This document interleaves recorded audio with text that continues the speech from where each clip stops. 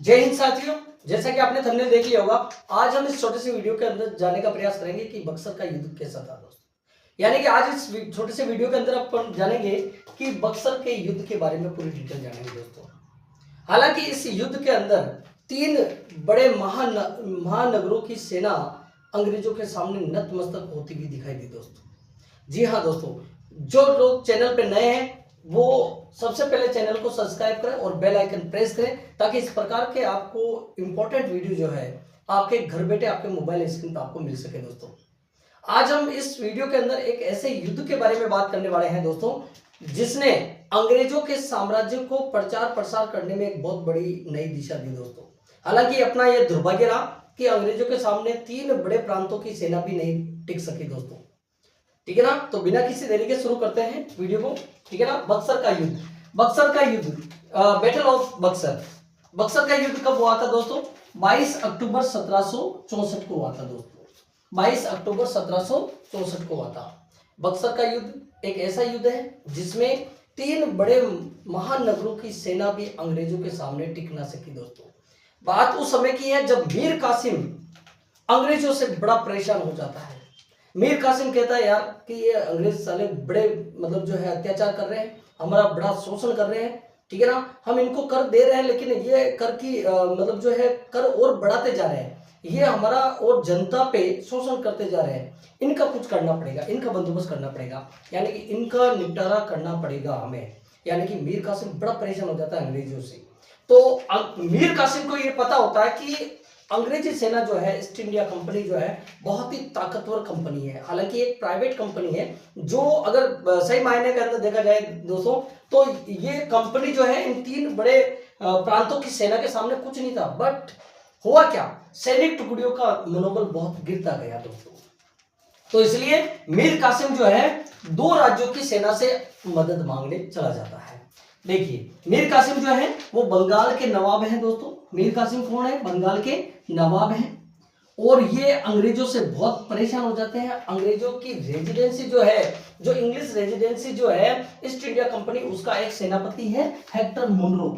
अरे नाम से पता चलता है यार, हेक्टर मुनरो बंदा बड़ा शक्तिशाली है, लड़ने वाला है, निडर है। ठीक है ना, तो नवाब जो है, बंगाल का नवाब जो है मीर कासिम, इनके अत्याचारों से बड़ा परेशान हो जाता है।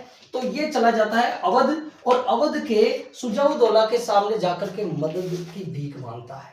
मदद मांगता है कि मुझे अंग्रेजों से लड़ना है और अपने प्रांत को बचाना है, आप मेरा कुछ साथ दीजिए। ठीक है ना, इधर सुजाउद्दौला इनका साथ देता है। फिर मतलब शाह आलम सेकंड, शाह आलम द्वितीय जो उस समय दिल्ली सल्तनत का बहुत बड़ा बादशाह था दोस्तों। शाह आलम द्वितीय जो दिल्ली सल्तनत का बहुत बड़ा मुखिया, बहुत बड़ा बादशाह था, तो वो भी इनको मदद करने के लिए हाँ कर देते हैं। तो तीन बड़े प्रांत देख लीजिएगा, जो मीर कासिम है वो बंगाल के नवाब हैं, सुजाउद्दौला जो है वो अवध के मतलब नवाब है। ठीक है ना, और शाह आलम द्वितीय जो कि दिल्ली सल्तनत के बहुत बड़े बादशाह हैं। अब होता क्या है दोस्तों, इन तीनों ने अंग्रेजों के विरुद्ध घमासान युद्ध के लिए तैयारियां शुरू कर दी। लेकिन जब युद्ध का समय नजदीक आया तो इन तीनों को लगने लगा कि यार एक ऐसी प्राइवेट कंपनी जो है वो हम पे भारी पड़ने वाली है। तो होता क्या है, इन तीनों की सरकारें जो है एक न्यू मतलब जो है कॉम्बिनेशन बनता है, एक नया गठबंधन बनता है अंग्रेजों के विरुद्ध। और इधर जो है अंग्रेजों से लड़ने के लिए जो सेनापति है, अंग्रेजी जो रेजिडेंसी थी उसके मुख्य जो लीडरशिप करने वाला जो नेता था वो था हेक्टर मुनरो। हेक्टर मुनरो एक ऐसा शख्स दोस्तों जो बहुत निडर था, वो डरता नहीं था। ठीक है ना, सामने आ जाता था और अपनी सेना का मनोबल इतना बढ़ाता था और उसको पता था अपन जीतेंगे।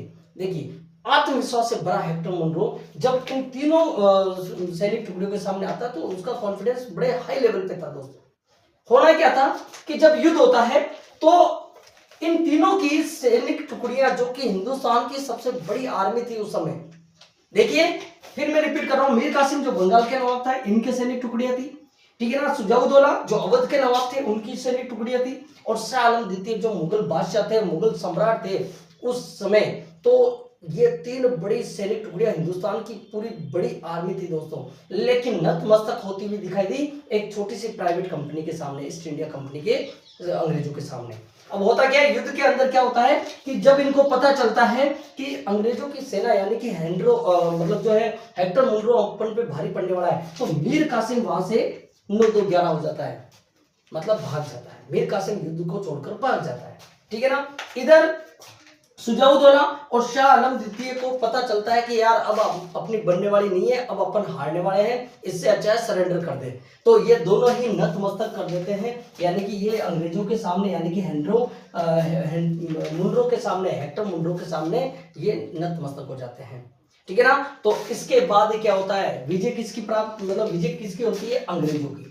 और इधर 3 प्रांत की सेना हार जाती है। तो बक्सर का युद्ध जो है वो अंग्रेजों के लिए एक बहुत बड़ा टर्निंग पॉइंट रहा है दोस्तों। जो लोग कंपटीशन एग्जाम की तैयारी कर रहे हैं, चाहे वो किसी भी लेवल का हो, सेकंड ग्रेड हो, आरपीएससी एग्जाम के ढेर सारे एग्जाम हो, सबके अंदर स्टैटिक जीके से ऐसे क्वेश्चन पूछे जाते हैं। कई युद्धों के बारे में पूछा जाता है, जीत और हार के बारे में पूछा जाता है दोस्तों, और डेट पूछी जाती है, और योद्धाओं के बारे में पूछा जाता है कि कौन कौन नेतृत्व करे थे दोस्तों, ठीक है ना। प्लासी का युद्ध एक बहुत बड़ा विश्वासघात था, ठीक है ना। इसके बाद में बक्सर का युद्ध भी है, जो बैटल ऑफ बक्सर है, उसके अंदर भी अंग्रेज हावी रहते हैं। और सबसे बड़ा इसके अंदर जो टर्निंग पॉइंट है वो है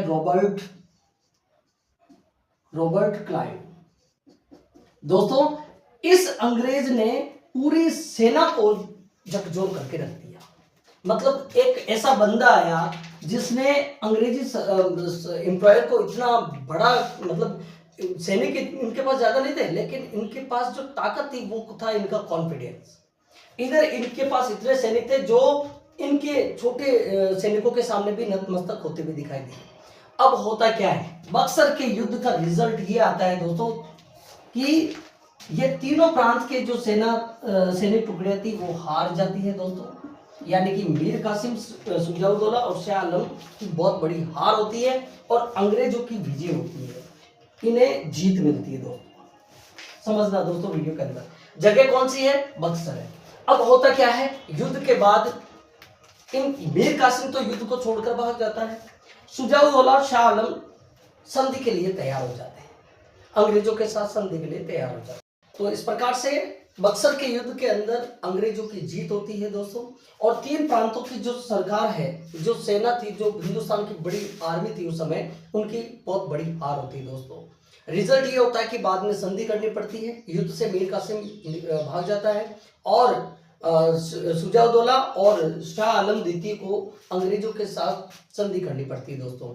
और संधि 2 प्रकार से है, प्रथम इलाहाबाद की संधि और द्वितीय इलाहाबाद की संधि। जो प्रथम इलाहाबाद की संधि होती है 12 अगस्त 1765 को होती है, और 16 अगस्त 1765 को द्वितीय इलाहाबाद की संधि होती है दोस्तों, याद रख लेना। देखिए वैसे तो मैंने आपको डीप में बताया, बाकी कई एग्जाम के अंदर डायरेक्ट एक ही संधि पूछी जाती है, वास्तविकता ये है कि इलाहाबाद की ही संधि है वो। तो शाह आलम द्वितीय जो उस समय मुगल सम्राट थे, 200 बादशाह थे, और उनके और अंग्रेजों के जो मुख्य रेजिडेंसी थी जिनकी थी वो थे रॉबर्ट क्लाइव। तो उनके बीच में जो संधि होती है दोस्तों, ठीक है ना। तो यहाँ पर आप देख लीजिएगा, मैंने थोड़ा डीप बता दिया, एक सेकंड यहाँ पे थोड़ा करेक्शन कर लेना कि सुजाउद्दौला, रॉबर्ट क्लाइव और शाह आलम, रॉबर्ट क्लाइव और शाह आलम द्वितीय के बीच जो संधि होती है, जो मुगल सम्राट है उनके बीच में और रॉबर्ट क्लाइव के बीच में जो संधि होती है, इसी को ही इलाहाबाद की संधि कहा जाता है। ये 12 अगस्त 1765 को हुई थी दोस्तों। तो प्रथम जो संधि है, ये सुजाउद्दौला, थोड़ा करेक्शन कर लेना, यहाँ आएगा शाह आलम द्वितीय, और इधर जो द्वितीय इलाहाबाद की जो संधि होती है 16 अगस्त 1765 के अंदर, तो यहाँ पर आप थोड़ा करेक्शन करना कि यहाँ पर सुजाउद्दौला आएगा दोस्तों, ठीक है ना, सुजाउद्दौला, ठीक है। ये 16 अगस्त और 1765 को होती है। तो इस प्रकार से वीडियो अगर आपको अच्छा लगा तो लाइक और शेयर करें दोस्तों। मिलते रहेंगे इसी प्रकार इंपॉर्टेंट वीडियो के साथ, तब तक के लिए goodbye, thanks, take care.